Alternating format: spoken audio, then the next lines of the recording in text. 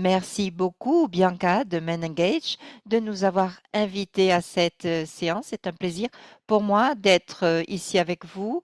Je suis Clara Aleman, la directrice du programme de Equimundo et de justice sociale de l'Argentine. Je vis à La Haye et une des priorités stratégiques de Equimundo est de promouvoir l'égalité des soins et la possibilité de travailler avec les hommes, avec les femmes, hein, avec les soignants pour faire avancer l'égalité et lutter contre la violence. Donc, nous travaillons aussi avec Prévention collaborative, avec UNICEF.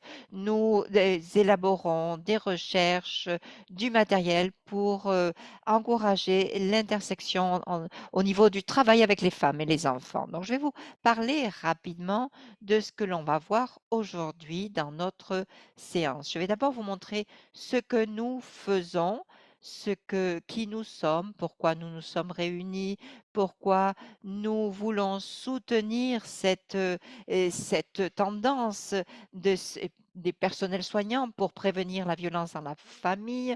Ensuite, je vous parlerai un petit peu rapidement de ce que l'on fait en fonction d'une série de connaissances et de ressources que nous allons publier. Et ensuite, je vous expliquerai pourquoi ces programmes de parentalité sont importants pour prévenir la violence entre les générations et au niveau de la famille. Ensuite, je vous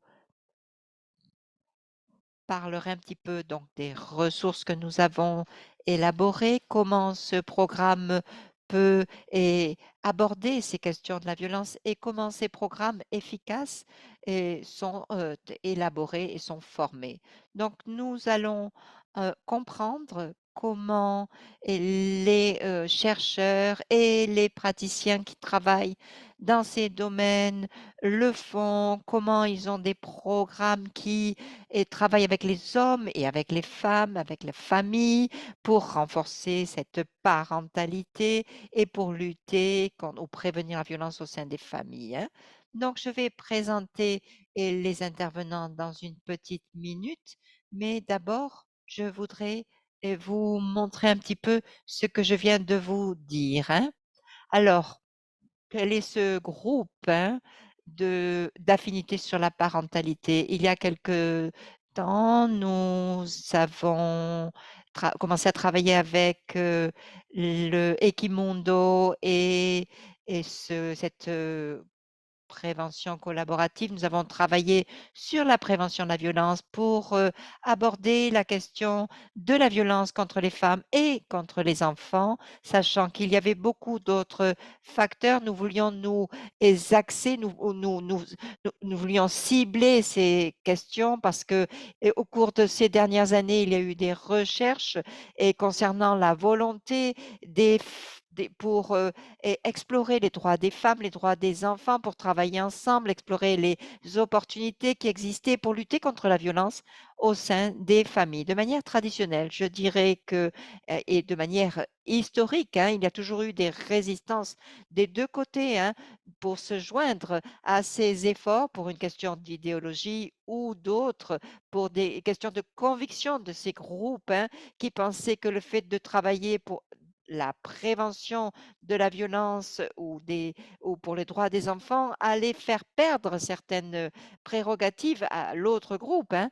Récemment, il y a des groupes qui ont reconnu qu'ils avaient besoin des femmes et des enfants et de travailler avec les femmes et les enfants quand il s'agissait de lutter contre la violence et que ces deux tendances étaient complémentaires.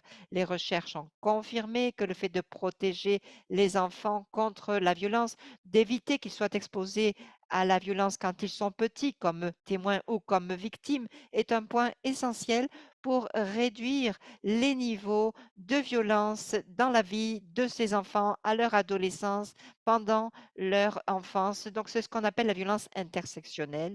C'est une sphère d'action très stratégique. Donc, notre objectif avec ce groupe de, eh, eh, de parentalité, de programme de parentalité, et de travailler pour renforcer la famille, les politiques, les programmes liés à la famille et pour cultiver un certain intérêt au sein des organisations qui travaillent déjà dans ce secteur et dans ce domaine, de façon à aborder et à lutter contre ces types de violences, aborder ces problèmes de violence au sein des familles.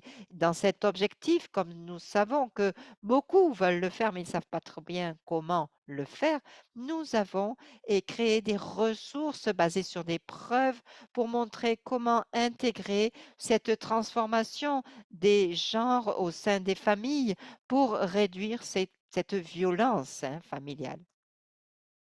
Donc, si vous devez discuter avec les gouvernements ou parler des preuves ou parler de ces programmes de parentalité lorsque les gouvernements ne mettent pas en œuvre ces programmes, expliquez-leur pourquoi il est important, pourquoi ces programmes sont importants. D'abord, au niveau de la co-occurrence, on sait que cette co-occurrence et d'une discipline violente et de la violence exercée par des partenaires intimes est fréquente au sein des familles et cela donne lieu à des conséquences à long terme négatives, physiques et mentales, des enfants et des femmes et des problèmes au niveau du développement des enfants et puis leur capacité à s'attacher les uns avec les autres de manière saine. Cela affecte la capacité des enfants à régler, à contrôler leurs propres émotions et puis on sait aussi que cela peut avoir un impact sur la santé mentale des enfants qui va, miner la capacité des enfants ensuite à se développer correctement. Les relations aussi entre les parents sont importantes pour, les enfants. L'environnement du foyer va affecter la capacité des enfants à s'auto et contrôler et va donner lieu à des problèmes de discipline.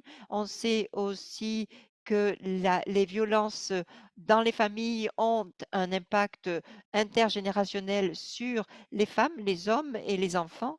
Et ces violences peuvent être euh, très souvent une manière naturelle de résoudre des conflits.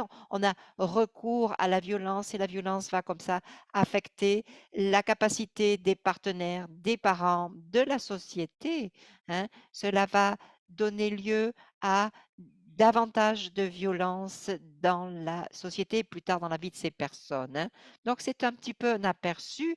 Ici, notre objectif est de vous dire que la violence contre les femmes et contre les enfants partagent des facteurs communs qui donnent lieu à une violence au sein des familles, au sein de la société. Et on sait que le premier facteur, qui va déclencher tous ces autres facteurs est un facteur lié au genre, à une, application rigide de la masculinité, du genre, du contrôle à travers la violence pour résoudre les conflits, pour éduquer ou corriger les mauvais comportements de les membres de la famille, Donc tout cela, grâce à ces programmes de parentalité, on arrive à remettre en question ces attitudes et ces convictions qui sont à la base de ces comportements violents et de ces comportements disciplinaires, de la part des hommes la plupart du temps.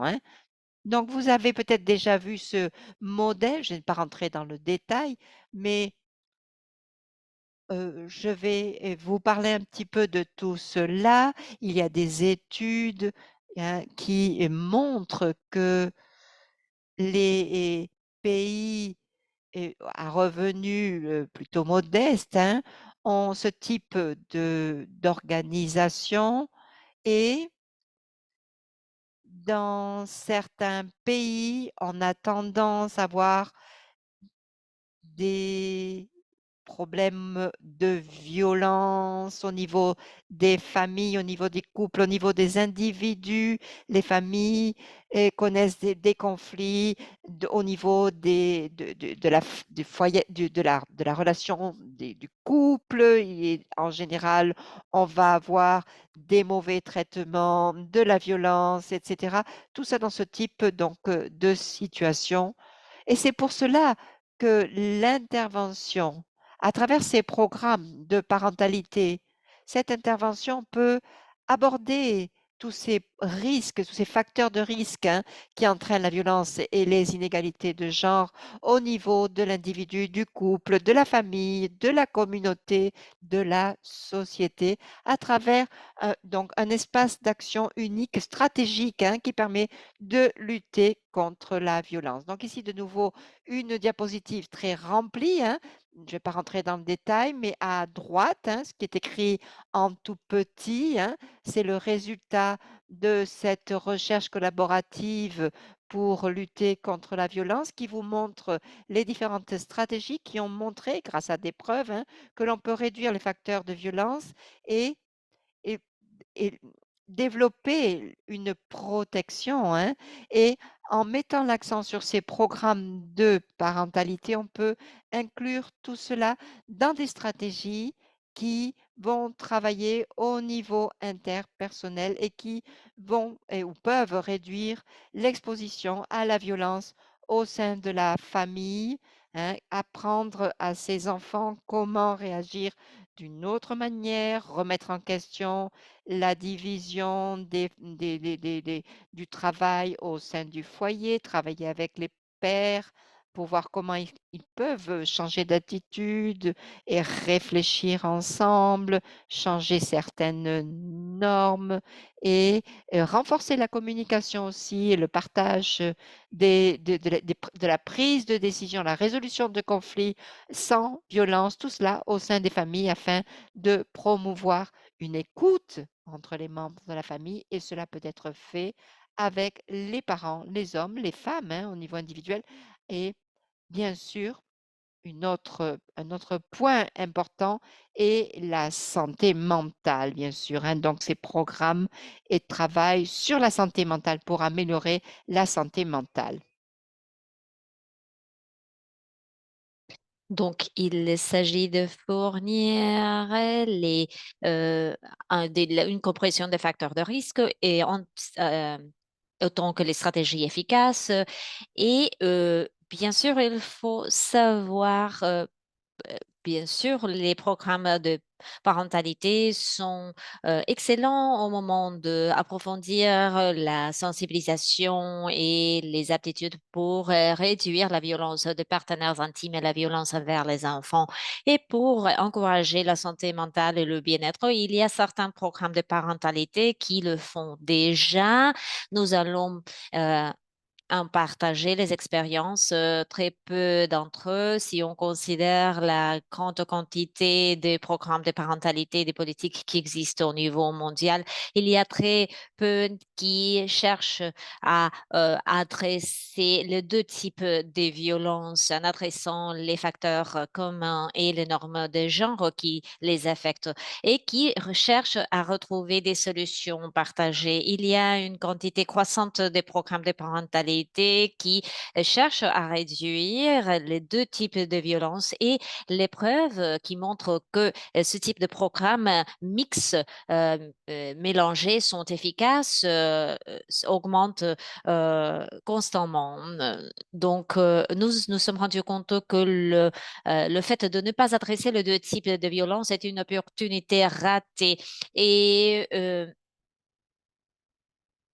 il y a, par exemple, un programme qui adresse la discipline sévère contre les enfants, mais pas la violence des partenaires intimes, va débaucher dans un modèle de famille qui ne pourra pas adopter les pratiques positives au sein de la famille. Donc, nos programmes ont du succès pour réduire la discipline sévère, mais si on n'adresse pas la violence des partenaires intimes, donc le programme ne sera pas réussi non plus. Donc, il faut adresser ces risques communs et les normes de genre restrictifs, les facteurs de risque et ces normes. Donc, il faut fournir des points d'entrée prêt pour adapter les programmes de parentalité pour adresser les formes croisées de violence. Et donc, si on le fait comme ça, on peut amplifier l'impact de programmes de parentalité et on peut retrouver des résultats positifs tels que l'amélioration des interactions entre les parents, un bon partage des tâches ménagères, une meilleure participation dans la prise de décision de la part de tous les membres de la famille et aussi une amélioration du bien-être et de la santé pour tous les membres de la famille. Ces programmes-là, le fait de retrouver tous ces résultats positifs dans plusieurs domaines de la santé et du bien-être ont été conçus comme des programmes de parentalité transformatifs du genre. Voilà le nom. Donc, on a l'intention d'adresser ce facteur-là. On doit donc travailler avec les aidants des enfants pour travailler sur les normes restrictives de genre et comment ça donne forme aux pratiques de parentalité et cela peut affecter le plan de développement des enfants et leurs opportunités dans la vie. Ces programmes promeuvent aussi le caring, les soins et des modèles de famille non violents.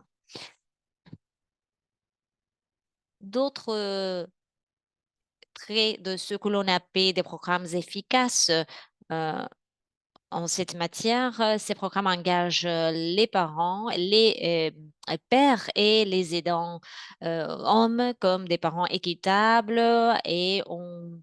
ces programmes écoutent les préférences des femmes aussi. Deuxièmement, on a mentionné l'intention de transformer le rôle des genres, les déséquilibres du pouvoir. Ils promeuvent une réflexion critique sur les normes de genre restrictives et ils soutiennent les parents en matière des bénéfices, des façons plus équitables du partage, de prendre des décisions et de distribuer les responsabilités.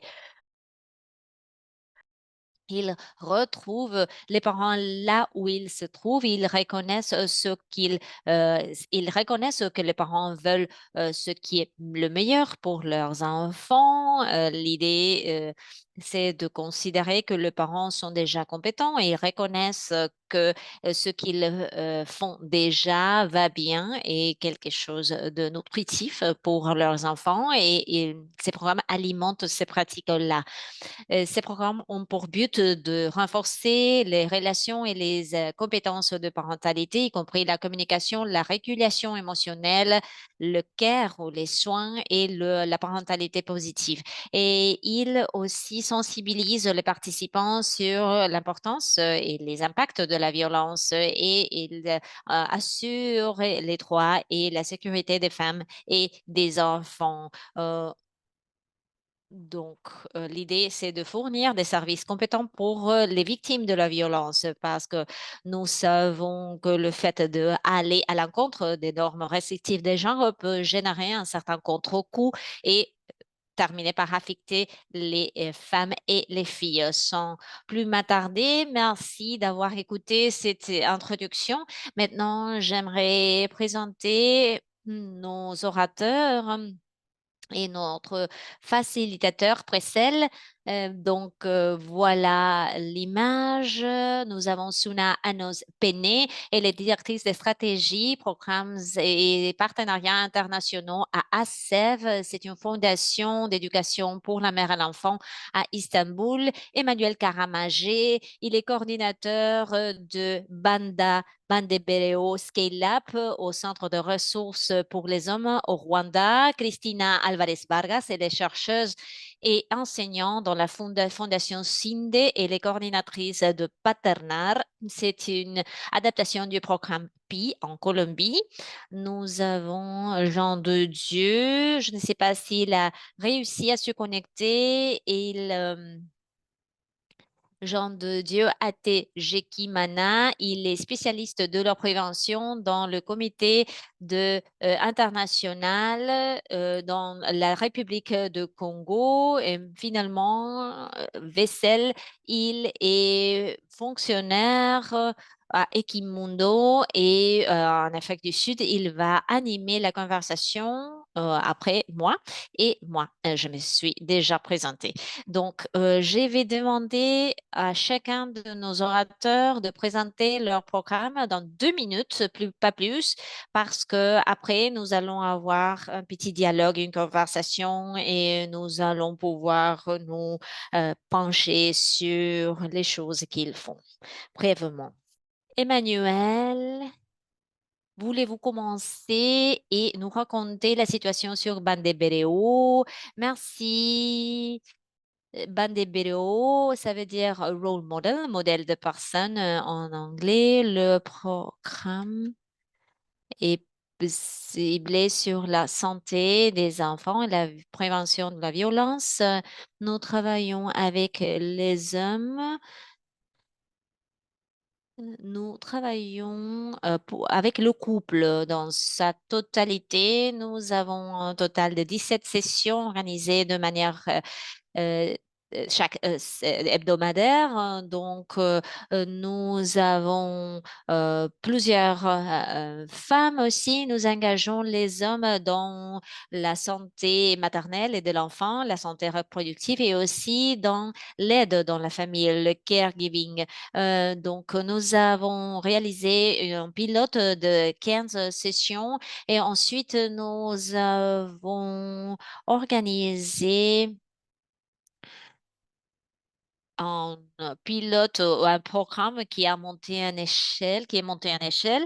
Et maintenant, nous avons le soutien du gouvernement du Rwanda et nous avons un système qui a été implémenté entre le gouvernement et le RCT, les centres de BDO. Nous avons deux types d'évaluation. Nous avons réalisé un essai contrôlé randomisé après le pilotage, le pilote est pour évaluer la durabilité à long terme de l'impact sur les récipiendaires. Euh, Nous en allons parler plus tard, mais le même impact du pilote est presque le même après un certain temps. Merci.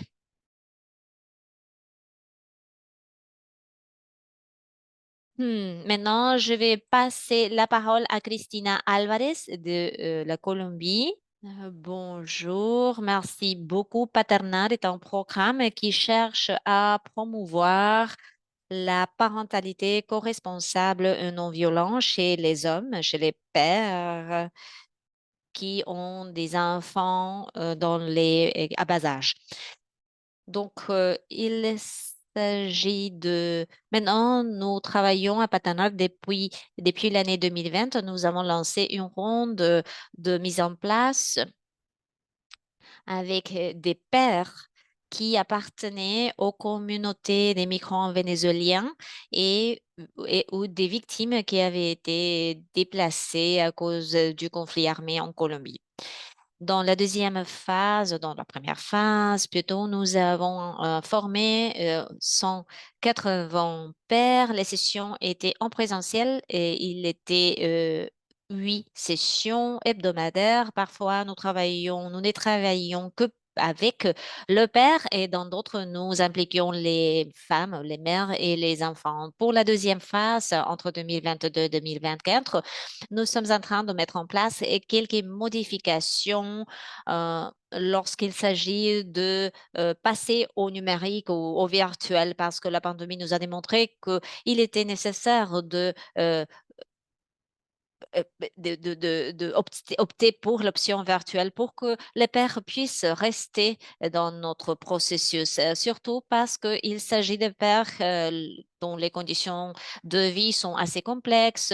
Ils travaillent dans l'informel et leurs horaires de travail sont très variés. C'est pour cela que nous travaillons maintenant pour adapter le programme Paternar pour le faire de manière hybride pour cibler une population avec d'autres caractéristiques de vulnérabilité, à part la migration et le conflit armé. Les principaux résultats de notre programme dans la première phase ont été d'augmenter la participation des hommes dans les tâches des soins et de éducation de leurs enfants. Ce n'est pas quelque chose d'habituel dans nos communautés. Les hommes se concentrent surtout sur le fait d'être les gagne-pains plutôt que se concentrer sur les tâches ménagères. Nous avons également renforcé les compétences pour les couples en matière de communication. C'était une des choses que les hommes et les femmes ont pu valoriser sur le processus. Nous avons également augmenté les connaissances des parents sur ce qu'ils pouvaient attendre à chaque âge de leurs enfants, surtout pour les plus petits. Et nous avons euh, sensibilisé les parents sur la violence et les conséquences qui sont générées. Comme dans la première ronde, nous avons impliqué 180 pères avec leurs épouses et leurs enfants. Pour cette deuxième phase, on pense augmenter la participation des parents et surtout des pères, augmenter la connaissance des familles, non seulement en termes de ce qui se passe actuellement, mais aussi dans le domaine de ces normes, hein. Nous essayons de socialiser, de travailler avec les enfants, les petits-enfants, et de travailler dans le domaine de l'éducation positive et fournir aux hommes des stratégies non violentes pour exprimer leurs émotions, y compris dans un exercice d'enseignement, hein, à partir de zéro. Des fois, on a des hommes qui n'ont pas du tout l'habitude de parler de ce type de choses. On essaie de créer des liens, des réseaux de soutien entre les communautés qui participent à ces programmes de façon à exprimer ses émotions. On espère travailler avec 250 hommes, pères, avec leurs femmes et leurs enfants. Et on a donc tout un système de programme, hein, dans ce sens. Muchísimas gracias, Chris. Jean de Dieu, à toi. Bienvenue. Merci beaucoup pour la parole. En fait, moi, c'est Jean Détier, pratiquement Diouf. Je suis de la RDC, République démocratique du Congo. Merci pour ce programme. Quant à nous, on a expérimenté cette approche Safe at Home. C'est une approche qui est de l'approche de protection intégrée où on prend le type de violence faite aux femmes et aussi le type de maltraitance qui est perpétré contre les enfants. C'est un projet qui a été piloté depuis 2017 avec une recherche formative. C'était une question d'administrer la recherche qualitative auprès de participants, auprès de la population, afin de voir comment on peut pallier à l'intégration de la protection de l'enfant et la protection de la femme, et tout en intégrant cette approche dans le foyer. Parce que idéalement, on a trouvé que, par exemple, quand c'est une violence qui est faite à la femme, et cela a vraiment des conséquences sur la vie des enfants. Par exemple, si c'est un papa qui tape la maman et que c'est la maman qui tape l'enfant finalement n'a pas qui taper. Voilà que c'est une violence qui a été faite d'abord de manière générale sur la femme, et puis la femme aussi a fait la violence sur les enfants. Et ça devient tout un cercle vicieux. Lorsque l'enfant ne va pas encore agir bien, il y a le papa qui vient venir encore et taper. Voilà, on a expérimenté ça en 2017. Et puis, les recherches nous ont prouvé que vraiment c'était bon de faire cette intégration. Jusqu'à ce qu'on a fait encore cette approche en 2018. Là, c'était dans la République démocratique du Congo et le Myanmar. L'expérience nous a prouvé que vraiment, c'est vraiment important de parler de ça parce que les résultats nous ont prouvé que euh, 75% des participants qui faisaient recours à la violence entre les partenaires intimes, là je parle de partenaires intimes comme couple, euh, ont dû réduire comparativement avec le membre de la communauté ou de la société. Ça veut dire, les 75% nous ont prouvé réellement qu'il y a une réduction de cette conception où il y a une violence perpétrée contre une femme et qui a des répercussions sur la vie des enfants. Également, 70% des femmes ont prouvé de la réduction de violence faite à l'enfant, la maltraitance faite à l'enfant. Et 44% aussi des hommes nous ont prouvé qu'il y a une diminution de cette pénition sévère parce que 71% c'est élevé par rapport à 44% parce que c'est prouvé avec des recherches que les femmes sont toujours à côté des enfants et que ce sont elles qui sont proches pour faire beaucoup plus de violences physiques à l'enfant ou de violences sévères. Et c'est comme ça qu'il y a un taux élevé. Et tout ça, c'était une recherche qui a été faite en parlant de 3 mois, les 3 derniers mois, les changements qui est observé pendant les 3 derniers mois. Également, il y a d'autres résultats qui ont souligné que vraiment c'est une bonne approche. Je vais dire peut-être les tendances positives par d'autres aspects du bien-être familial, comme me l'a dit mes prédécesseurs, notamment une diminution de l'acceptation de la discipline sévère à l'égard des enfants et des femmes. Il y a un partage de pouvoir qui est accru entre les couples. Généralement, il y a la conception de dire que le pouvoir appartient aux hommes et que c'est eux qui prennent les décisions et ils n'ont pas vraiment assez de temps pour donner aux membres de la famille, notamment la femme, à adhérer dans la prise de décision et tenir compte de son point de vue. Mais avec l'approche fait home, on a intégré cette approche de la protection de la femme et enfant, ça a prouvé réellement qu'il y a eu cette augmentation du partage du pouvoir entre la femme et son mari. Et également, on a vu que l'amélioration des attitudes équitables entre les sexes sont visibles. Il y a aussi une augmentation de compétences parentales lorsqu'il s'agit de parler quand il y a un problème, il y a un souci, quand il y a des stress, qu'est-ce qu'on peut faire en termes de gérer ses émotions, en termes de ne pas commettre une violence contre son partenaire intime ou contre son enfant, qu'est-ce qu'il faut faire. Et ça nous a aidé vraiment de renchérir l'approche. Et voilà, jusqu'aujourd'hui, c'est une bonne approche qui est en train d'être mise à l'échelle. On est en train de vouloir trouver comment on peut le faire de façon que ça soit de grande envergure. Initialement, on avait commencé avec 200 couples, notamment 200 personnes. Et avec les 200 couples, qu'est-ce qu'on faisait? Il y a les discussions qui sont prévues pour les femmes. Il y a aussi les discussions qui sont prévues pour les hommes. Et quand il y a les décisions qui sont prévues pour les femmes, là, on a vraiment les sessions qui sont prévues. On va voir qu'il y a 18 sessions avec les femmes et les 18 sessions qui sont prévues pour les femmes sont facilitées par une facilitatrice qui est femme. Et également 24 sessions pour les hommes avec la facilitation d'un homme. Au-delà de 24 sessions pour les hommes et 18 sessions pour les femmes, il y a des sessions qu'on appelle des sessions familiales.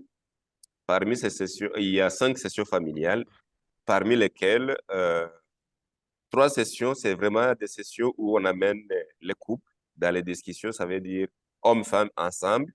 On discute sur certains points, sur certains sujets qui exigent à ce qu'on soit ensemble. Peut-être c'est la prise de décision en famille, peut-être c'est la façon dont on peut gérer les finances en famille, c'est peut-être la façon d'améliorer la communication. Ça, c'est vraiment quelque chose qui a été validé et aimé par la communauté lorsque les hommes puissent discuter avec les femmes ensemble. À part les 3 sessions entre hommes-femmes, ça veut dire en couple, il y a aussi des sessions auxquelles on fait participer les enfants. Bien sûr, on voit l'âge, qui soit un enfant qui soit capable de donner son point de vue, de donner les idées. Donc, les enfants aussi viennent participer dans les sessions avec leurs parents. On a papa, on a maman et puis les enfants. Et vous voyez que c'est vraiment impeccable. C'est une session extraordinaire où un enfant va donner son point de vue. Il y a les papas qui écoutent, maman écoute, et c'est tout le monde qui accepte le point de vue de l'enfant. Il y a l'enfant qui est en train de vivre la communication entre son papa et maman. Il y a l'enfant qui est en train de voir comment papa est en train de réagir avec sa maman. Et puis, il y a les bonnes interactions, les gens sont contents. C'est vraiment bien. Par rapport à ce qui était de l'avant, où l'enfant pouvait vivre des violences, l'enfant pouvait être témoin des violences qui sont perpétrées entre l'homme et la femme. Ça veut dire l'homme fait une violence à la femme pendant que l'enfant est là, il est en train d'observer. Vous imaginez sa vie future, on est en train de l'apprendre la violence. Alors que pour nous, lorsqu'il y a cette session familiale, Au lieu que l'enfant puisse participer à ce genre de violence, l'enfant est en train de participer à une communauté de biens, à une étape où il faut vraiment la communication sûre, honnête, transparente, ainsi de suite. Voilà un peu pourquoi on a parlé que ça, c'est vraiment une bonne approche et que si on en tient compte et qu'on développe ça de manière générale sur des aspects mondiaux, ça serait vraiment impeccable et ça serait vraiment, on serait en train de répondre à, à une crise qui soit relevée ou qui soit identifiée dans les familles afin d'éviter qu'il y ait de violences concurrentes où on assiste à une violence sur la femme et en même temps sur l'enfant au sein de la maison. Voilà un peu ce que je voulais dire par rapport à l'approche. Il y a eu des résultats et la structure, j'en ai parlé. Je vous remercie. Je donne maintenant la parole à Suna, qui est avec nous et qui va nous parler du programme de soutien des pères en Turquie. Merci, merci beaucoup. C'est une grande opportunité pour moi de participer à ce programme. Je remercie les membres d'UNICEF et de Equimundo qui nous ont permis de travailler ici, de collaborer en tant que chercheurs, en tant que praticiens. Nous travaillons déjà à l'intersection de ces recherches et nous avons donc célébré cette année notre 3e année de travail en Turquie. Notre mission était de travailler avec la société pour développer le travail avec les enfants dans leur propre environnement. Donc, nous travaillons à l'intersection entre cette lutte contre la violence au niveau des femmes, au niveau des enfants. Nous avons donc ce programme qui nous a permis de travailler avec plusieurs millions de femmes et d'enfants et je vous le montre ici sur cette diapositive. Nous faisons beaucoup de travail. Nous voyons des pères dans un espace. Nous créons un espace et dans lequel on parle du foyer. On sait que en faisant participer les pères, on peut changer un petit peu ce qui se passe au niveau du foyer. On peut parler, on peut démocratiser l'environnement de la maison et le père est important dans cette stratégie. En 2017, ça a été reconnu comme un programme des meilleures pratiques par ONU Femmes. Et ce que fait notre programme, c'est un programme qui travaille avec les pères et avec des enfants de 3 à 6 ans et de 7 à 11 ans. On a fait 2 groupes d'âge. Toutes les semaines, ces séances vont durer 2 heures et demie et nous avons donc une vingtaine ou quinzaine de pairs. C'est un programme très bien structuré avec un programme qui permet aux facilitateurs de savoir comment faire. C'est un manuel très clair, très bien organisé avec différents chapitres et la façon de travailler avec ces groupes de pairs a été très efficace pour promouvoir un changement d'attitude chez les parents, chez les pères. L'objectif ici est d'éduquer les pères sur des thèmes liés au développement des enfants, à la communication efficace, au changement d'attitude face aux enfants, à la façon de s'exprimer, d'écouter les autres membres de la famille, au rôle de la famille, au rôle des membres de la famille, au développement des enfants.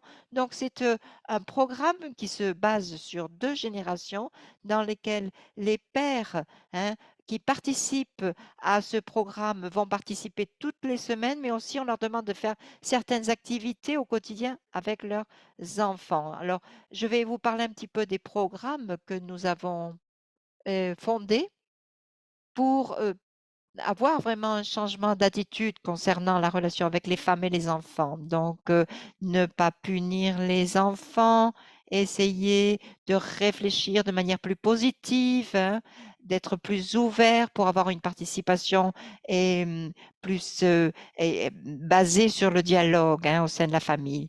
Merci, merci beaucoup Suna. Oui, je pense que nous aurons la possibilité de continuer cette conversation et vu la richesse de ce programme. Ah, excusez-nous, il y avait une autre diapositive. Suna, est-ce que vous voulez nous parler de cela? Non, j'en ai déjà parlé, pas de problème. Nous en reparlerons de toute façon. Parfait. Bien, je vais voir un petit peu je vais vous parler un petit peu de ces ressources que nous avons élaborées, mais avant toute chose, je vais donner la parole à Wesselman co-participateur qui va poursuivre donc cette présentation de nos ressources. Merci beaucoup, Clara. C'est fantastique de voir tout le monde ici sur cet appel, de voir ces visages que je connais du monde entier. Donc, je suis en Afrique du Sud. C'est très intéressant de voir qu'on a aussi des participants d'Afrique et d'Afrique du Sud. Et c'est un plaisir pour moi de participer à cette conversation. Alors, nous avons plusieurs présentateurs et je voudrais maintenant donner la parole à ces présentateurs pour qu'ils nous parlent des leçons qu'ils peuvent nous présenter concernant ce programme. Alors, d'abord, je vais commencer par vous, Christina. La question, hein, et Jean de Dieu aussi, vous pouvez participer parce que je vais vous poser aussi la même question. Donc, Christina, on est rentré dans le détail de votre programme. Maintenant, une question stratégique. Cette question est, pourquoi est-ce que vous pensez que la prévention de la violence et pour les programmes de parentalité est si importante? Donc, on va commencer par Christina et ensuite on donnera la parole à Jean de Dieu. Allez-y, Christina. Merci, Vessel. Les programmes doivent comprendre cet exercice pour penser parce que les méthodes de violence, de discipline ont été enracinées dans notre culture et n'ont pas été remis en question. Et surtout, on a ces idées et qui qu'on ne remet pas en question, qu'on considère normal, et parce que dans d'autres générations, cela n'avait pas été remis en question. Et pour nous, inclure la prévention de la violence et la remise en question de cette violence est quelque chose de fondamental. Et puis très souvent, cela est lié à la famille, c'est enraciné dans la famille et c'est renforcé par la société, par des campagnes publicitaires, par des conversations quotidiennes aussi. Donc, remettre cela en question au sein de ces programmes de parentalité nous paraît être un problème, une question fondamentale pour pouvoir exercer différemment, élever les enfants différemment et comprendre l'impact que tout cela peut avoir sur le présent, mais aussi à moyen et long terme, cette utilisation de la violence dans l'éducation des enfants. Et puis comprendre que cette violence commence au niveau du couple et certains couples pensent que cela n'a pas une influence sur les enfants, que c'est un problème d'adultes seulement. Et cependant, c'est tout à fait le contraire. Les enfants qui sont exposés à cette violence vont à leur tour avoir un comportement, un regard et une attitude liée à la violence.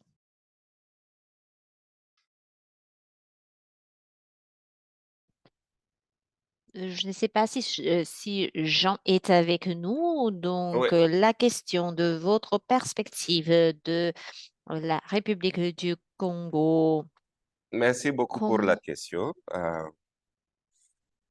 Généralement, on avait l'habitude de faire des sensibilisations sur les violences faites aux femmes et aux filles. Et on pouvait aller dans la communauté, on appelle la communauté pour la sensibilisation, et on va constater que c'est toujours beaucoup de femmes qui arrivent par rapport aux hommes. Et plus tard, les femmes ont parlé que c'était mieux d'intégrer les hommes dans cette thématique de violence, de lutte contre les violences faites aux femmes et aux filles, dans le sens que ce sont les hommes qui sont considérés comme les premiers auteurs. C'est comme ça qu'il y a eu le principe d'intégration des hommes dans cette thématique, où il fallait amener les hommes dans des discussions, et les hommes discutent, et, et puis quand ils discutent, il y a des femmes qui discutent, et on voit que les hommes participent dans la lutte contre cette thématique de violence basée sur les genres. Plus tard, avec les expériences, on a trouvé que si une femme participe à une approche pendant que son mari ne participe pas, ça veut dire qu'on va considérer la violence comme étant un fait extérieur, ce n'est pas au fait du ménage. Si l'homme participe à un programme de prévention ou de lutte contre la violence basée sur le genre, alors que sa femme ne participe pas, on considère que donc ce couple-là n'est pas vraiment forcément concerné par ce type de violence. Et quand on parle de ces violences, on va voir que les enfants sont négligés ou ne sont pas tenus en compte. C'est comme ça qu'il y a eu cette idée-là d'avoir cette approche qui puisse intégrer l'homme et sa femme comme couple dans cette thématique de prévention et lutte contre les violences faites aux femmes et aux filles, dans le sens qu'on veut amener les gens à comprendre que la violence commence d'abord par soi-même, dans son foyer. Et si la violence est faite dans son foyer, ça veut dire qui perpétrer la violence en premier lieu, c'est l'homme. Il fait cette violence sur qui? Sur la femme. Et pour remédier à cette situation, il faut amener l'homme à repenser autrement. Il faut l'homme qu'il soit capable de remettre en cause les attitudes préjudiciables ou les comportements néfastes qu'il est en train de faire contre sa femme. Et comme ce sont des relations qui doivent exister, les bonnes relations qui doivent exister entre l'homme et la femme, ça a une relation avec aussi les enfants. Quand on parle du foyer, on voit le type de relations entre homme-femme et les relations entre les parents et enfants. Right. Maintenant, quand la femme est bien heureuse dans son foyer, on va constater qu'on a besoin aussi que les enfants soient heureux. Ça veut dire, quand on lutte contre les violences sur la femme, on doit lutter aussi contre les enfants. C'est comme ça que cette thématique elle est née et ça s'avérait indispensable dans le sens qu'on est en train de lutter que Right. la famille, papa, maman et enfants, puissent être dans une vie heureuse, dans le bien-être, dans le développement, dans une bonne santé. Or, si on parle de la femme seulement, sans parler de l'enfant, imaginez-vous, il y a maman qui est bien, mais il y a les enfants qui en souffrent. Si on parle des enfants seulement et laisser la maman, c'est que les enfants, et comment les enfants seront bien pendant que leur maman souffre. C'est comme ça qu'on a marié les idées où il faut amener à la compréhension de cette approche basée sur le fait qu'on doit intégrer l'homme dans son foyer, comprendre que son pouvoir, il doit étudier sur la manière d'exécuter, de partager son pouvoir avec sa femme et de bonnes relations sur les enfants en luttant contre les maltraitances, tous les abus qui sont faits sur les enfants. C'est comme ça que cette approche, elle est de grande importance dans le sens que ça prend en compte la protection de la femme et la protection de l'enfant. Não, agora tão piores. Pá. Merci.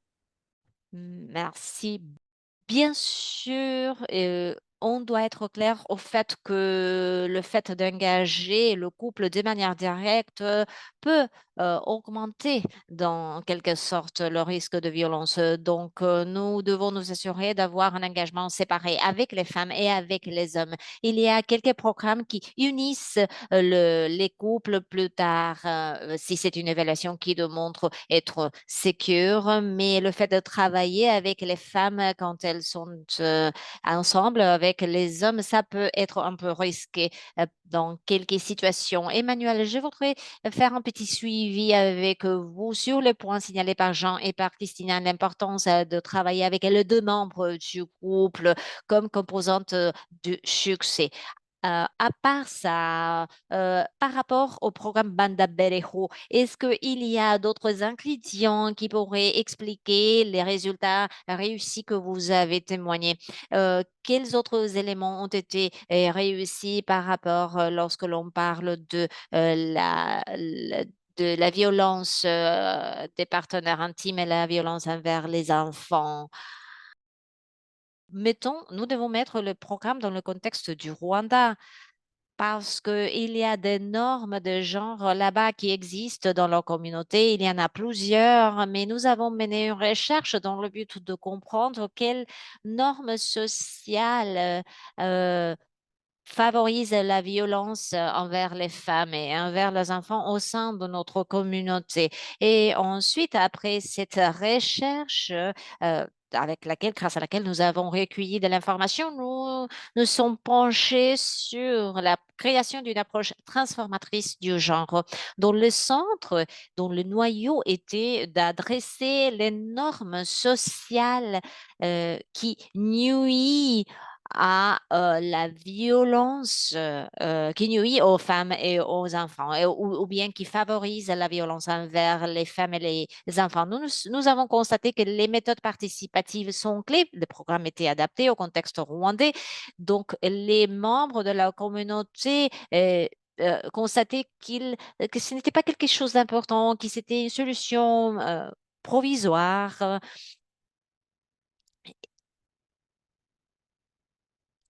Et en fait, nous avons implémenté notre programme au niveau communautaire et les leaders soutiennent tout cela. Notre approche est devenue plus positive et plus réussie.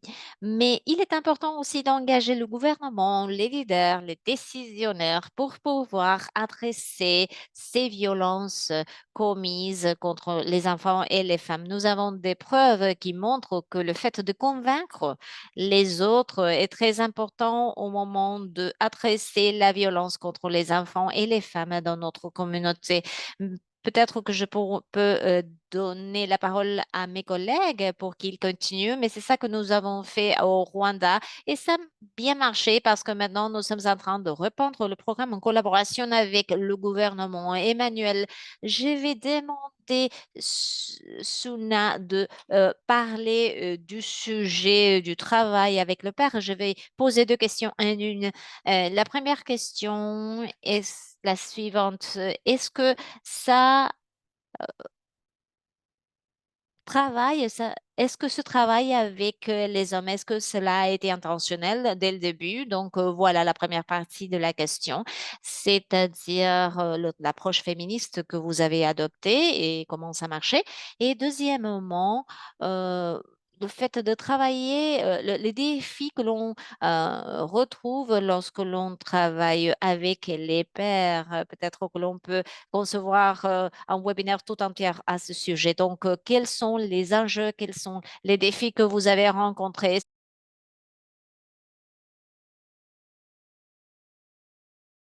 Ce sont deux questions très larges. Donc, la première est une très bonne question.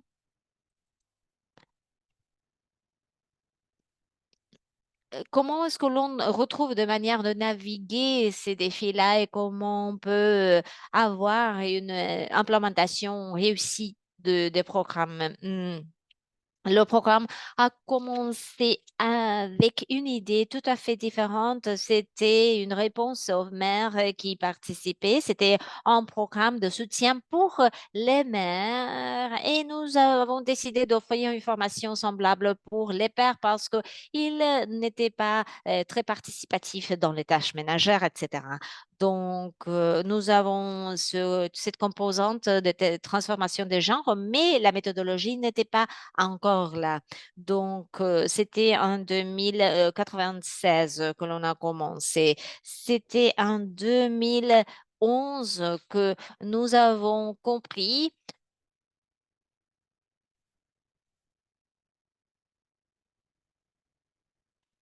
qu'un programme doit être basé sur l'égalité des genres et les droits des femmes. Donc, c'était nous avons explicitement engagé les hommes comme des pairs, comme des aidants engagés. Donc, le design, les messages, les contenus, la stratégie de recrutement, nous avons vraiment essayé de faire appel aux hommes pour être acceptés par la société. Bien sûr que dans notre société, ce sont des sujets assez sensibles. Je pense aux défis, je ne sais pas où commencer. La violence envers les femmes, surtout la VPI et les violences sexuelles, c'est un problème de santé publique énorme en Turquie. Et il y a une question de société civile, des organisations de la société civile qui sont en train de se rétrécir. Il y a des acteurs, bien sûr, qui insistent pour avoir des politiques plus progressistes, mais en général, c'est un domaine qui est en train de se rétrécir. Il y a des effets, des événements ou des situations de violence qui sont en train d'augmenter. Je peux dire plusieurs choses, mais c'est tout pour le moment.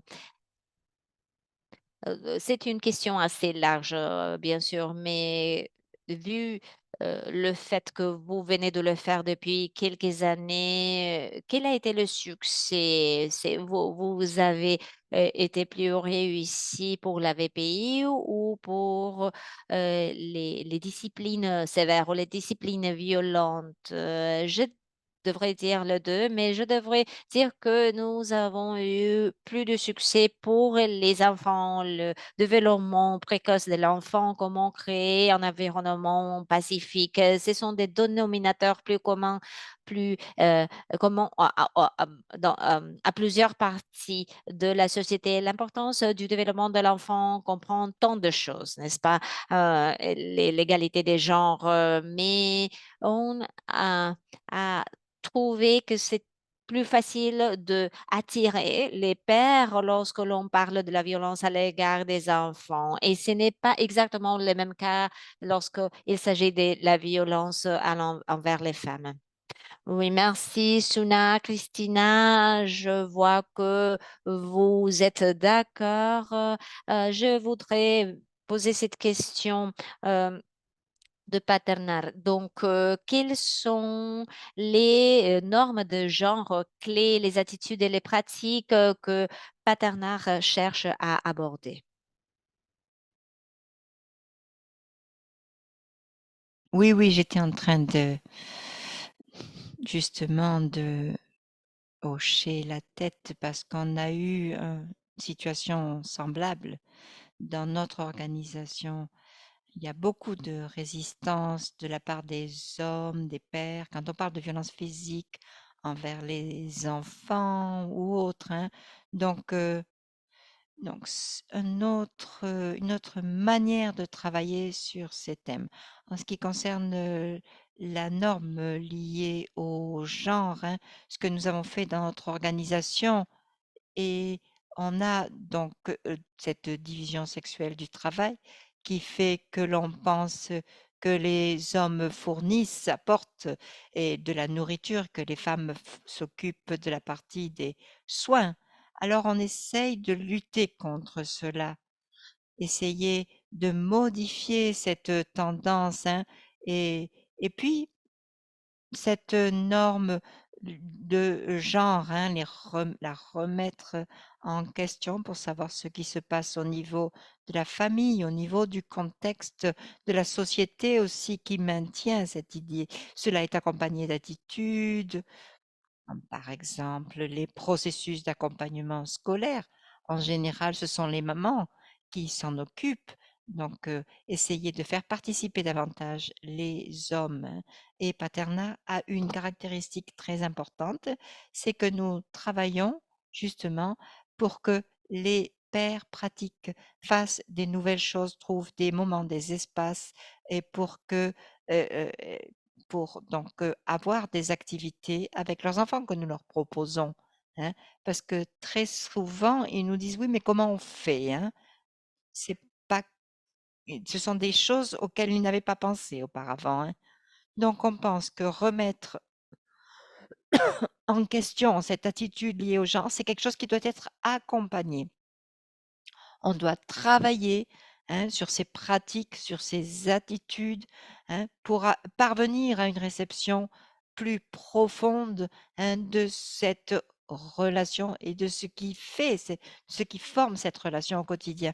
Et puis du côté des pères, hein, c'est important de travailler sur cette question du genre, comment ils le vivent au niveau du foyer, au niveau de la société, cette idée de l'homme qui apporte la nourriture, la femme qui s'occupe des soins, hein. Est-ce qu'on peut, modifier cela?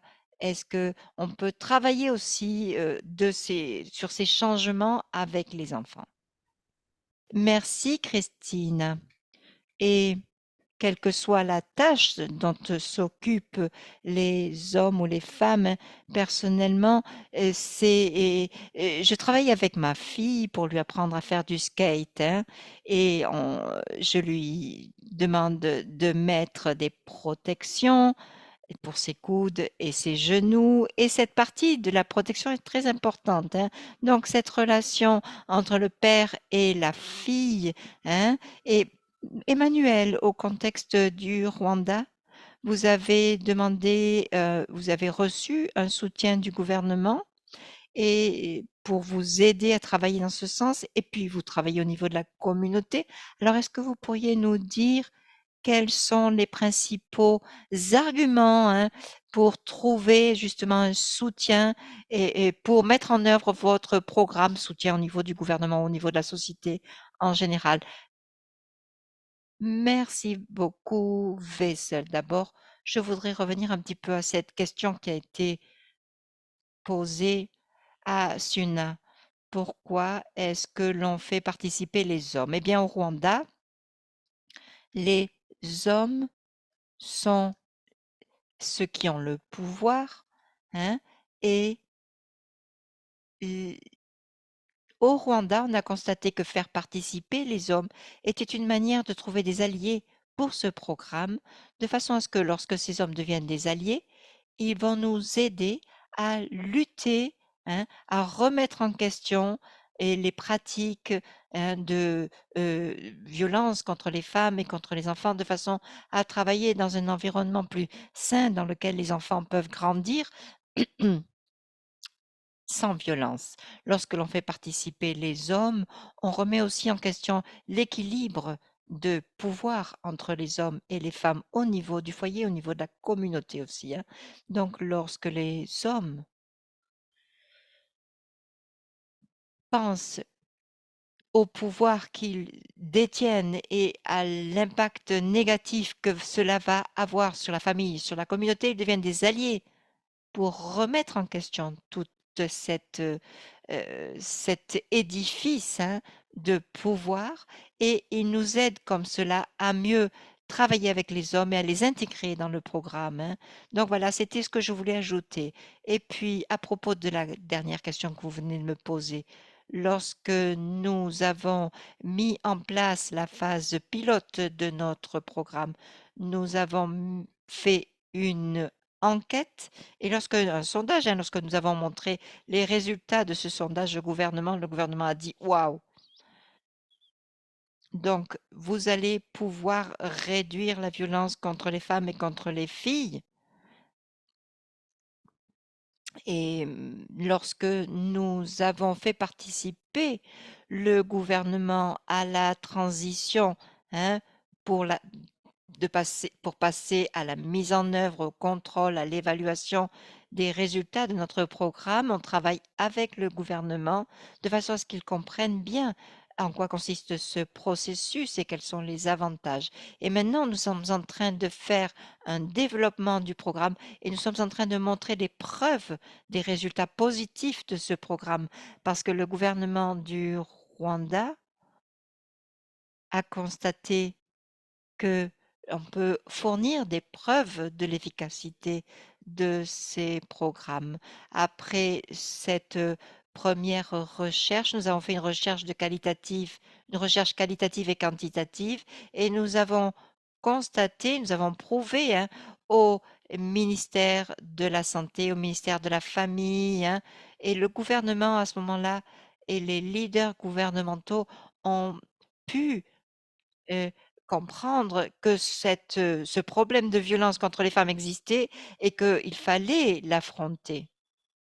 Ensuite, il y a eu une zone géographique d'intervention dans laquelle on a constaté un progrès clair. Quand on travaille avec le gouvernement depuis le début du programme, depuis la planification, la mise en œuvre, le contrôle et l'évaluation du programme, on se rend compte que vraiment, des fois, heu, on utilise les ressources humaines du gouvernement, on utilise les membres du gouvernement pour la formation et les lieux aussi, hein, les locaux dans lesquels on peut travailler. Tout cela est très utile. Et donc, je dois dire que travailler ensemble depuis le début au niveau de la planification, de la mise en œuvre, du contrôle et de l'évaluation et mettre en place ces recherches et ces programmes donne lieu vraiment à un grand succès. On l'a constaté. C'est très intéressant de travailler donc avec le gouvernement. Le gouvernement peut même financer cela. Parfait. Donc, c'est une collaboration à long terme. Vous avez travaillé avec le gouvernement depuis le début au niveau des preuves qui démontrent qu'il y a des changements. Vous avez aussi travaillé avec le gouvernement lorsqu'ils veulent que vous travaillez dans un domaine ou dans un endroit en particulier, dans une zone géographique en particulier, et ça a été très utile. Donc, bravo. C'est très intéressant de considérer cela. Maintenant, je vais revenir à Suna. Hein. Vous avez parlé du programme de soutien et de ce programme que vous avez mis en place en Turquie, comment vous avez fait, comment vous avez travaillé avec des ONG, qu'est-ce qui est nécessaire pour mettre en place ce programme de parentalité pour qu'il soit efficace. Eh bien, on a commencé à comprendre que la mise en œuvre du programme ne suffit pas. Il faut un changement dans la société, quelque chose qui va au-delà du programme et des politiques. On a besoin d'une stratégie plus ample parce que le type de travail qu'on essaye de faire, c'est de travailler sur une multitude de facteurs. Et les défis qu'on essayait d'affronter sont beaucoup plus, sont immenses, sont trop grands pour nous, je dirais presque. Hein. Donc, le fait de pouvoir mettre en place une approche adaptée, c'est important, mais on a besoin d'efforts à tous les niveaux, au niveau des programmes, des politiques, du public, du secteur public, hein, pour faire passer le message des parties prenantes vers la société. Hein. On a donc différents acteurs ici qui sont tous importants à leur tour hein, pour reconstruire des nouvelles approches, hein, des nouvelles et lutter et faire tomber ces barrières qui existent. Hein.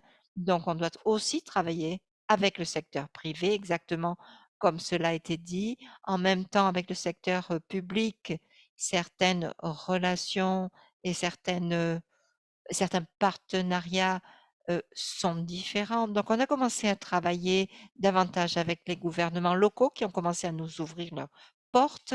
Et je pense qu'ici, la question importante et la réponse serait que pour pouvoir avoir un impact durable dans ce sens, nous avons besoin de travailler avec tous les acteurs au niveau de tous les fronts hein, et de travailler tous ensemble. Hein.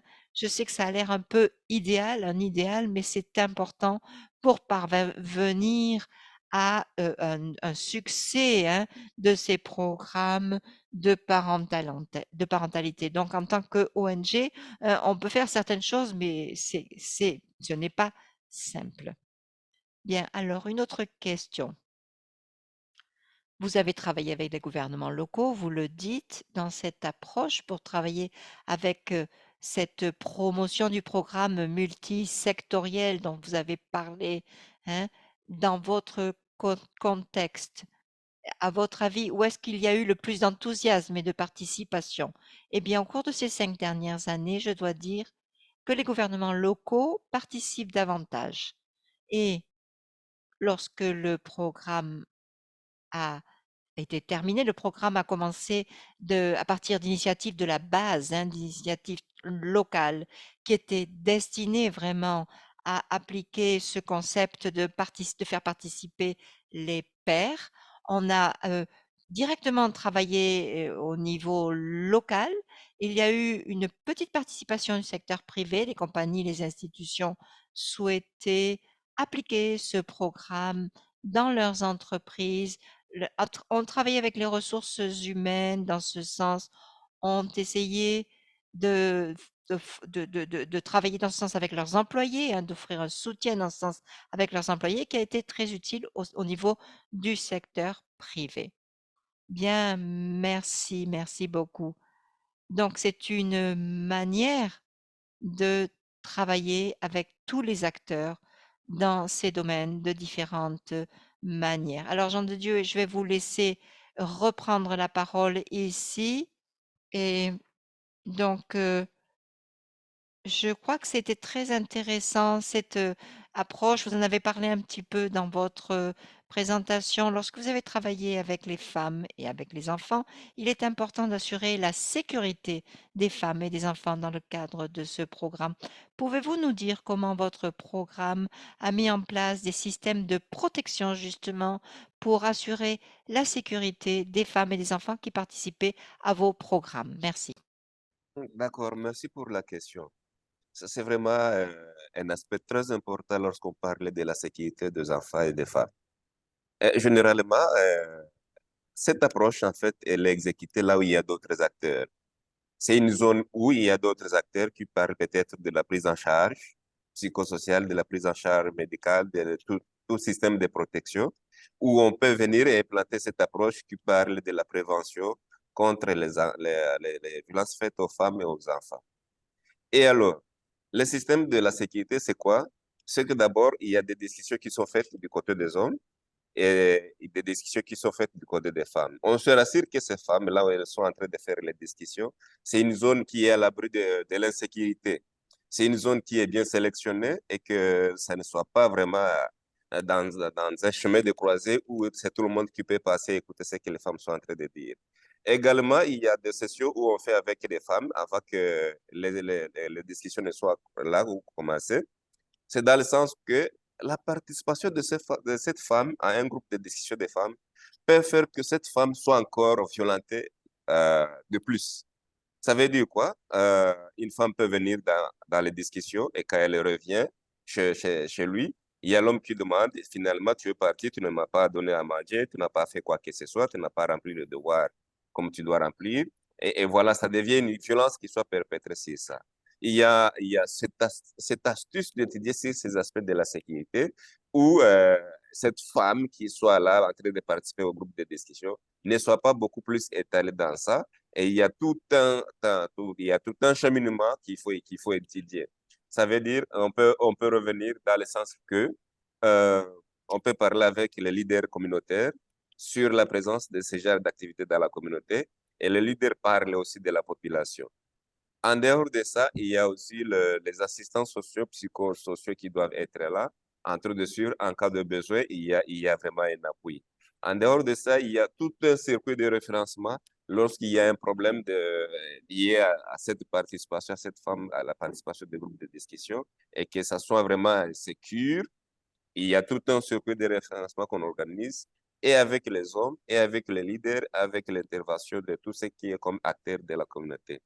Maintenant, par rapport aux enfants, il y en a également des difficultés par rapport à ça. Je vais noter que la participation des enfants acquiert énormément de besoins parce que les enfants ont besoin de participer à certaines sessions avec leurs parents. Mais toutefois, il y a des difficultés parce que parfois les enfants sont à l'école et parfois c'est le matin, les enfants sont encore au lit, parfois c'est le soir, les enfants sont partis pour jouer. Ou également, il y a problème aussi de discussion pour les dépenses peut-être ménagères, où il faut parler de grosses dépenses, peut-être les achats de parcelles, l'utilisation de tout ce qu'on peut utiliser comme argent. Quand on va parler peut-être d'un achat de parcelles de 10 000 dollars à la présence d'un enfant de 10 ans, 12 ans, 13 ans, tu vois que déjà ça constitue une source d'insécurité, non seulement pour l'enfant, mais aussi pour le couple. Voilà un peu, donc on étudie tous ces paramètres dans le sens que ça va permettre qu'il y ait la D'accord. sécurité pour tout le monde, qu'il y ait la sécurité et pour la femme, et pour l'homme, et pour aussi les enfants. Et pour les enfants, il y a les espaces sécurisés qu'on appelle espaces amis d'enfants que nous organisons. Et c'est là où on peut parler que les enfants se sentent à l'aise, ils jouent, ils discutent, il y a des sessions qu'on organise avec ces enfants. Et lorsqu'il y a ces enfants qui se mouvent dans ces espaces amis d'enfants qui sont sécurisés, les enfants se sentent bien heureux et c'est tout, hein, c'est la sécurité pour tout le monde, pour les enfants. Et lorsque les enfants vont vers les espaces sécurisés, comme les parents ont compris déjà que l'enfant doit participer activement, il y a les enfants qui accompagnent, il y a les parents qui accompagnent, soit maman ou papa, qui accompagnent ces enfants vers les espaces et vice-versa. Et dans les espaces, normalement, il y a les gens qu'on appelle des volontaires qui sont formés Wow. pour encadrer ces enfants en matière d'organiser les discussions et en matière d'organiser leur sécurité. Voilà un peu, donc c'est vraiment complexe, oui. c'est complexe, mais avec l'appui de tout le monde comme acteur dans la communauté, en parlant des organisations qui sont sur place, nationales et locales, ou internationales, en parlant de toutes les structures possibles qui sont organisées dans la communauté, en parlant du gouvernement, en parlant des autorités, on arrive vraiment à faire comprendre aux gens que c'est un aspect important et que toute personne qui participe à ce genre de discussion a le mérite d'être sécurisée. Il y a un aspect important, avant de chuter, que je vais parler. Lorsque on constate que dans un milieu, I'm gonna ask you to close, Jean de Dieu. We're moving on. yeah. Sorry, Okay. is that okay? Okay, I'm so sorry. I know it's a very, Merci it's a beaucoup. very Donc, voilà un comprehensive peu. system. C'est ça, ce sont les aspects de liés à la sécurité. Je vous remercie. Merci beaucoup. Mais je suis désolée de vous avoir coupé au milieu de votre intervention. Maintenant, je vais redonner la parole à Clara, mais j'aimerais vous donner l'opportunité de mentionner une chose. Nous avons 1 minute pour le faire. Chacun d'entre vous, donnez une opportunité catalytique que vous pensez qui existe pour augmenter la collaboration et pour avancer avec ce sujet. Donc, je vais demander à chacun d'entre vous de partager un petit commentaire. On va commencer avec Christina. Oui, bien, je suis d'accord avec toutes les choses qui ont été mentionnées. Paternal est peut-être un des programmes les plus jeunes qui ont été présentés dans ce webinaire. Et nous faisons face au défi du fait de monter en échelle notre initiative. Nous avons constaté que tous les niveaux de la société devraient être engagés, en commençant par la société civile. Nous aussi, nous sommes une ONG, mais nous devons travailler de la main avec l'État. En Colombie, il y a des niveaux très dissemblables, très divergents de l'implémentation des politiques publiques. Donc, l'échelle des initiatives implique de bien connaître les différents territoires. Merci, Suna. 25 secondes, c'est tout ce que vous avez pour intervenir.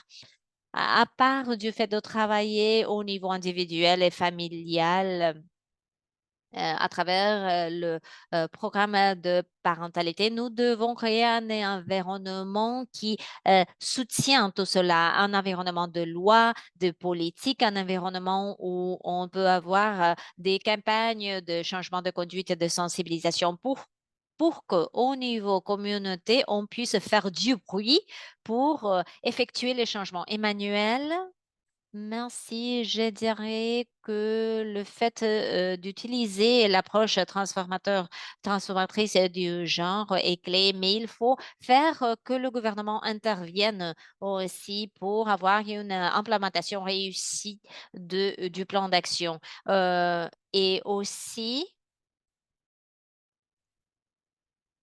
il faut engager les leaders, surtout au niveau communautaire, pour qu'ils adoptent, pour qu'ils aient de la propriété des initiatives, pour qu'ils les considèrent comme appartenant à eux-mêmes. Donc, il faut continuer à travailler avec le gouvernement pour qu'il puisse nous soutenir.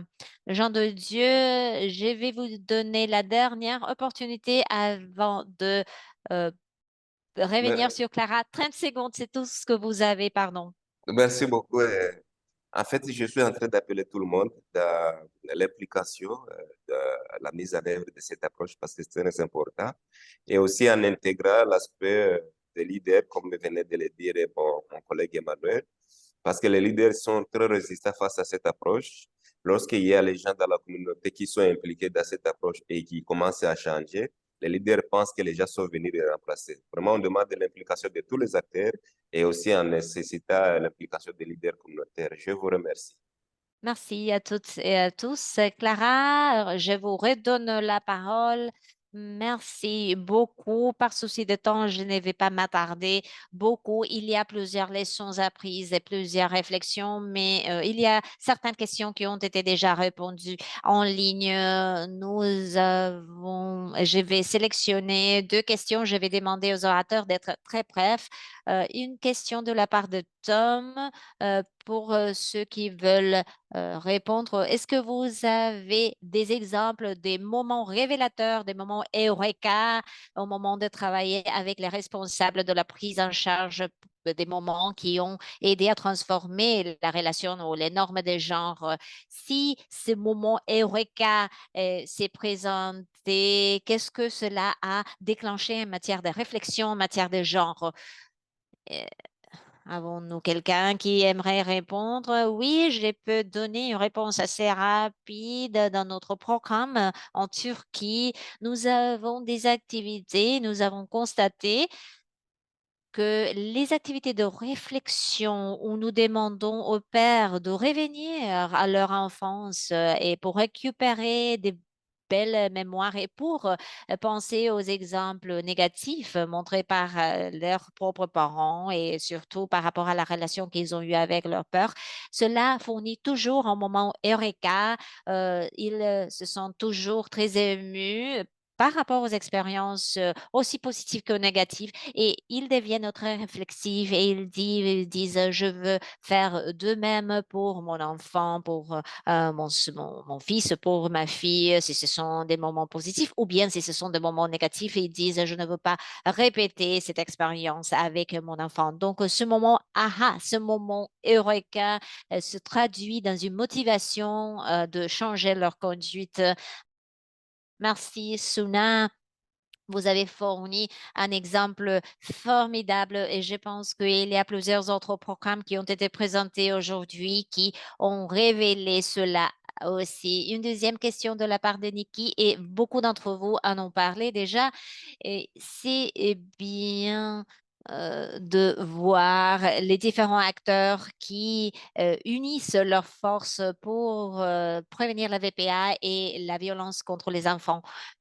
Pourtant, est-ce que les orateurs ont des idées au-delà des programmes? Suna, Christina, par exemple, ont parlé clairement des possibilités qui vont au-delà des programmes et qui adressent des problèmes plus structuraux. Il y a plusieurs personnes qui ont parlé du changement de politique, de l'union des parties prenantes, etc. Donc, est-ce qu'il y a d'autres possibilités à part les programmes? Oui, je peux partager l'expérience du Rwanda. Après la mise en place de notre programme et notre approche transformatrice du genre, nous sommes mis à discuter avec le gouvernement des stratégies possibles que l'on pourrait implémenter. Euh, la session de parentalité au Rwanda était auparavant de 3 journées seulement. Maintenant, nous avons augmenté la quantité de journées de cette formation parce que lorsque nous avons constaté les résultats, nous avons constaté que la sensibilisation a augmenté et les programmes de formation nous aidaient aussi à créer de nouvelles politiques, de nouvelles stratégies et que tout cela améliorait l'environnement, qu'il faisait en sorte que l'environnement était plus propice. Bande Bereho fait partie d'une campagne plus large parce qu'elle est originée à partir d'autres campagnes et pour nous, c'est un bon ingrédient. Le gouvernement a décidé de changer pour créer quelque chose de nouveau sur la base des preuves recueillies. Merci, merci beaucoup, Emmanuel. Il nous reste 2 minutes, peut-être 4 minutes. Je vais utiliser 1 minute, ensuite je donnerai la parole à Bianca. Nous allons vous présenter l'ensemble des ressources et vous dire où vous pouvez les trouver. Alors, j'espère que vous voyez mon écran d'abord.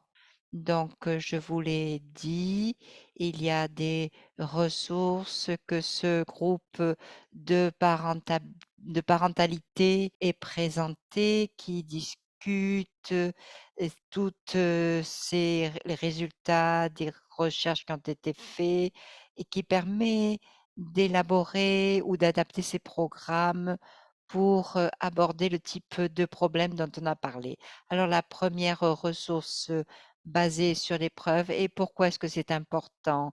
Présenter cela au gouvernement, à tous ceux qui travaillent dans ce domaine de parentalité pour qu'ils comprennent pourquoi c'est important de travailler sur ces questions, pourquoi et cette lutte contre cette violence est importante. Ensuite, deuxième question, à quoi ressemblent les programmes de transformation du genre et quels sont les éléments clés de ces programmes pour réduire la violence sexuelle et la violence envers les femmes? Ensuite, troisièmement, comment les programmes peuvent-ils être adaptés pour traiter les deux types de violences et adapter cela a une approche et comment travailler avec toutes les parties prenantes aussi, comment ce programme peut travailler avec les familles, avec les parties prenantes pour mettre en place cette approche transformatrice.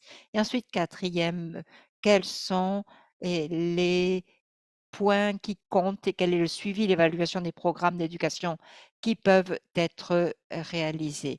Donc, ce programme est actuellement en cours de publication, d'édition, hein.